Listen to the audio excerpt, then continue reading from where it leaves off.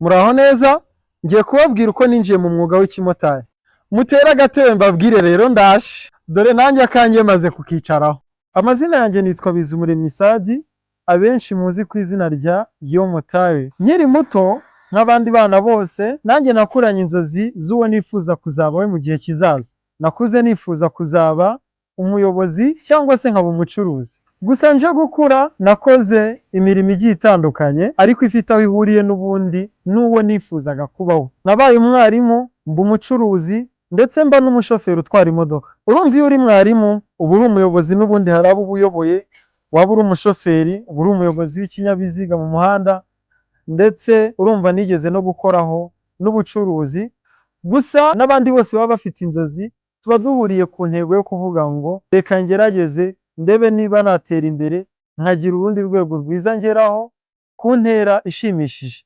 Hari amagambo meza abayobozi bacu bajya batubwira adukomeza akaduha imbaraga zo gutera imbere, cyane cyane ay'umukuru w'igihugu cyacu nyakubahwa Paul Kagame.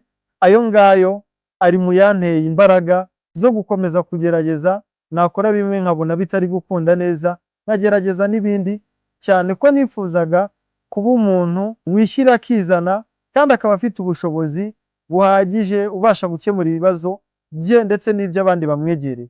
Nakunze gukurikira imbwirwaruhame ze, cyane cyane izo akoresha abwira urubyiruko, atwereka ko dushoboye kandi tugomba kwigirira icyizere, tugakora cyane tugambiriye kwiteza imbere, cyane cyane ko ari twe mbaraga z'igihugu, tugomba gukora uko dushoboye mu guharanira kugiteza imbere. Hamwe n'izo mpanuro nziza, numvise ko nanjye mfite uruhare rwo kubaka igihugu ariko nihereyeho nkabanza nkiteza imbere, hanyuma nkakora nuko nshoboye mu guteza imbere igihugu cyanjye, ntanga umusanzu uko nshoboye kose. Nakomeje kuzigenderaho nkora byinshi bigiye bitandukanye, intego ari ya yindi, ari ukugerageza gukora cyane kugira ngo ndebe niba nakwiteza imbere.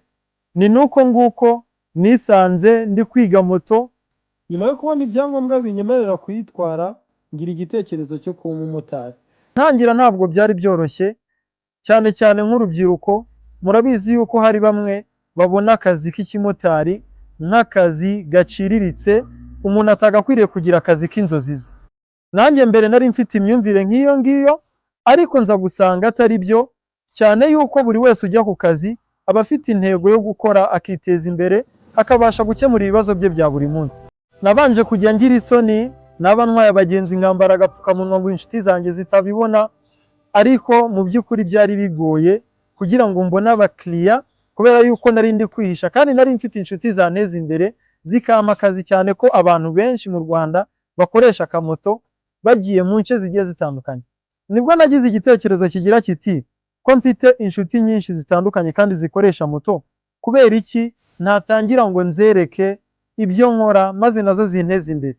Nibwo natangiye kujya nsakaza amashusho mbwira inshuti zanjye nti mumpe akazi mbatware cyangwa se mbazanire ibyo mwifuza ko mbagezaho, ariko abenshi icyo gihe ntabwo babyizeye. Gusa uko iminsi yagiye itambuka, bamwe bagiye bagerageza bakampa akazi bakabona ndagakoze kandi nkagakora neza.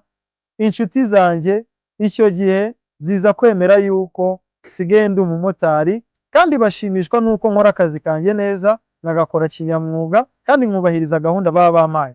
Icyo gihe nanjye nashiritse ubwoba, numva ntewe ishema n'akazi kanjye, ndavuga nti nubwo abantu baba bakabona nabi ariko nzagerageza uko nshoboye nkakore neza, ngerageze kugahesha ishusho nziza, maze abantu babone yuko akazi kose wakora ugakunze gashobora kuguteza imbere.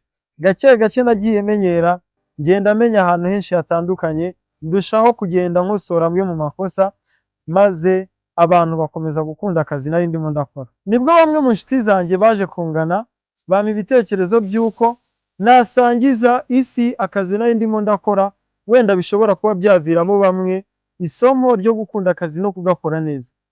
Gusa urugendo ruracyakomeje, hari byinshi nifuza kugaragaza byiza ku kazi k'ikimotari, cyane cyane yuko hari benshi bagikomeje kubona ikimotari n'akazi gasuzuguritse, cyangwa se bakaba basuzugura abantu bakora uwo mwuga kandi mu by'ukuri dufitiye igihugu umumaro. Urwo rugendo rero sinarwigendanamo njyenyine, hagomba kuba harimo n'abandi kugira ngo urwo rugendo rukomeze. Niyo mpamvu nsaba bagenzi banjye b'abamotari yuko twakomeza gukunda akazi kacu, tukarushaho kugakora neza kandi tukarangwa n'ikinyabupfura. Ikinyabupfura harimo ibintu byinshi, harimo gukora akazi kawe neza, harimo kurangwa n'imvugo nziza, harimo kurangwa n'isuku, harimo kuba inyangamugayo, ndetse n'ibindi byose dushobora gukora kugira ngo abantu babone aka kazi kacu nk'akazi keza, kugira ngo n'abandi bantu bashingire kuri iyo myitwarire yacu myiza, baduhe agaciro dukwiye kandi akazi kacu karushaho kugenda neza. Bityo tube turi abantu bafite agaciro muri sosiyete, cyane ko tuyifitemo akamaro. Abagenzi nabo turabasaba ko barangwa nabo kuba inyangamugayo, bakarangwa no kubanira neza abamotari, bakababwira amagambo meza kandi ntibabahemukire.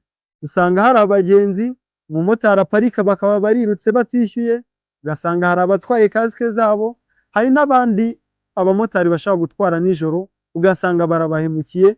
Mu by'ukuri izo ngizo ntabwo ari indangagaciro zagakwiriye kuranga umunyarwanda.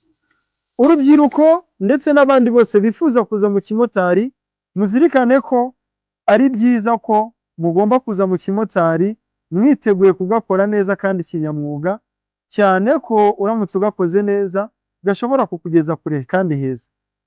Soza rero nifuzaga kubabwira ko urugendo ruracyakomeje kandi ni rurerure, kandi nidufatikanya twese tuzagera kure heza. Nzabaha serivisi nziza abangana bose, baba abanyarwanda n'abanyamahanga, ndetse nzagerageza no kubwira bagenzi banjye ko babigenza nk'uko nguko. Bityo ikimotari gikomeze kuba umwuga mwiza ufitiye abamotari ndetse n'abagenzi akamaro, kandi ukaba ufitiye n'igihugu akamaro. Murakoze cyane, Imana ibahe umugisha. None se mani mvuga iki? Babwire iki?